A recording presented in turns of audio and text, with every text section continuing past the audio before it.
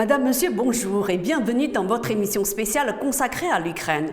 观众朋友您好，欢迎收看欧洲卫视双语特别节目《直击乌克兰》，我们一同关注乌克兰局势的最新进展。Voici l'essentiel des informations。下面请看详细内容。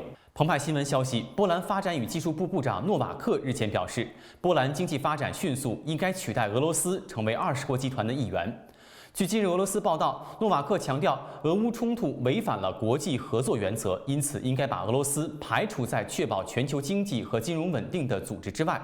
诺瓦克补充说，除了20国集团之外，还应该把俄罗斯从20国集团设立的金融稳定委员会中除名。诺瓦克称，作为过去30年间全球经济增长第2快的国家，波兰应该在20国集团中占有一席。根据国际货币基金组织的数据，30年来，波兰国内生产总值的年均增速为4%。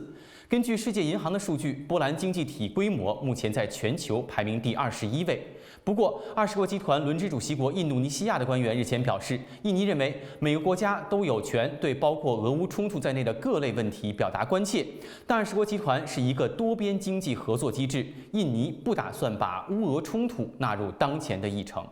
Kiev accuse la Russie d'avoir bombardé un théâtre qui abritait plus d'1 millier de civils. Le 17 mars, Le Figaro a rapporté le récit de 2 journalistes de l'agence d'information américaine Associated Press. Ils sont parmi les derniers présents à Mariupol, ville soumise à un siège et à d'intenses bombardements. Voici quelques extraits de leur récit.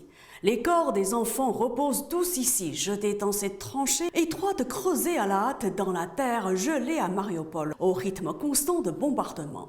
Il y a Kirill, 18 mois, dont les blessures à la tête provoquées par des éclats d'obus se sont avérées très sévères pour son petit corps. Il y a Lilia, 16 ans, qui a été touchée aux jambes par une explosion lors d'un match de football sur le terrain d'une école. Il y a la fille d'à peine 6 ans au pyjama à licorne, parmi les premiers enfants de Mariupol à mourir sous les bombes russes. Ils sont entassés avec des dizaines d'autres dans cette fosse commune à la périphérie de la ville. Les travailleurs jettent les corps aussi vite qu'ils le peuvent, car moins ils passent de temps à l'extérieur, meilleures sont leurs chances de survie. Les routes environnantes sont minées et le port bloqué. La nourriture s'épuise et les Russes ont mis fin aux tentatives humanitaires pour en faire venir. Il n'y a presque plus d'électricité et l'eau est rare, les habitants faisant fondre la neige pour boire. Certains parents ont même laissé leur nouveau-né à l'hôpital, espérant peut-être leur donner une chance de vivre dans l'un des rares endroits avec de l'électricité et de l'eau.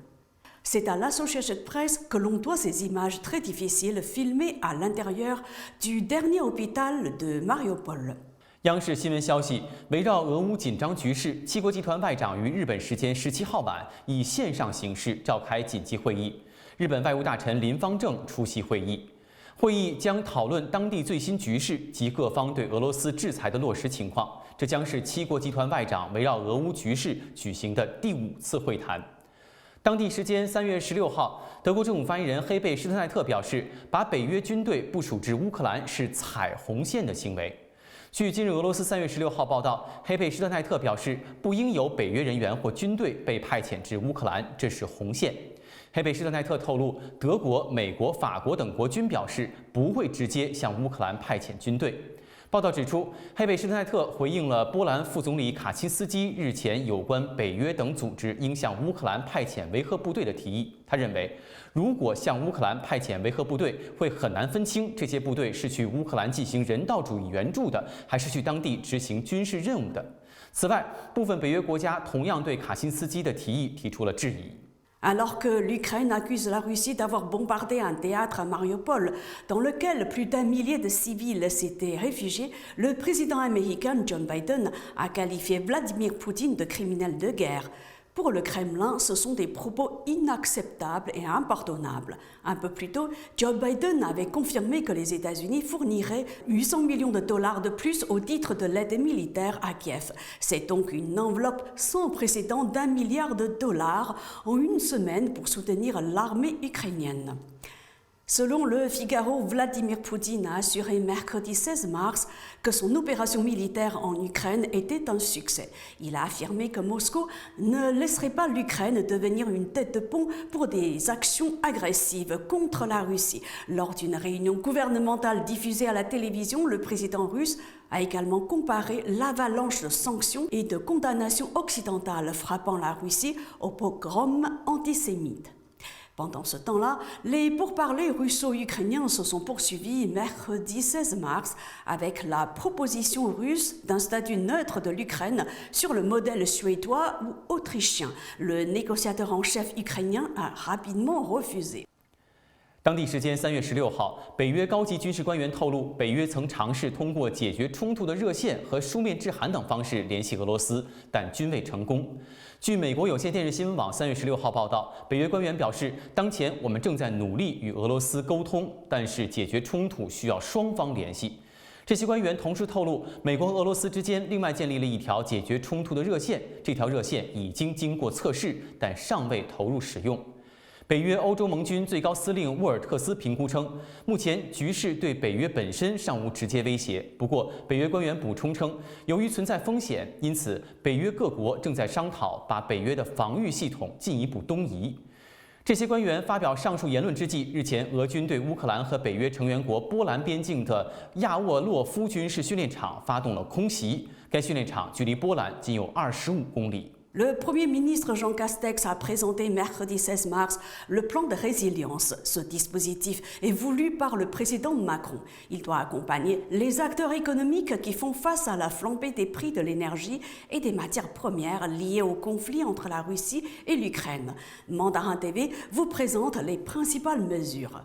Première mesure, une aide spéciale pour les entreprises dont les dépenses en gaz et électricité pèsent plus de 3% du chiffre d'affaires.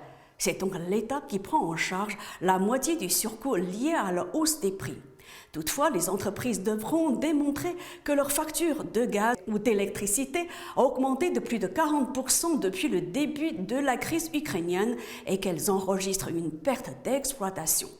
Deuxième mesure, le plafond des prêts garantis par l'État passe de 25% à 35% du chiffre d'affaires jusqu'à fin juin. Troisième mesure, les pêcheurs vont bénéficier d'une aide financière exceptionnelle, équivalente à 35 centimes par litre de gazole dès jeudi matin et jusqu'en juillet. Quant aux agriculteurs et éleveurs, ils bénéficieront aussi pendant 4 mois d'aides s'élevant à 400 millions d'euros pour compenser les pertes dues à l'envolée du coût de l'alimentation animale. Quatrième mesure, les entreprises du secteur des transports bénéficient de la remise de 15 centimes sur l'essence. Le Premier ministre a également annoncé des aides spécifiques pour les entreprises qui exportent une partie de leur production à l'étranger grâce au chèque relance export et au chèque relance vie et mobiliser l'assurance prospection pour les accompagner vers de nouveaux marchés. C'est la fin de votre émission spéciale consacrée à l'Ukraine. Merci à vous de l'avoir suivi. Mandarin TV continue de suivre de très près l'évolution de la situation en Ukraine. À la prochaine. 感谢收看这一期的特别节目《直击乌克兰》。有关乌克兰危机的最新进展，欧洲卫视还会持续关注。咱们下期节目再见。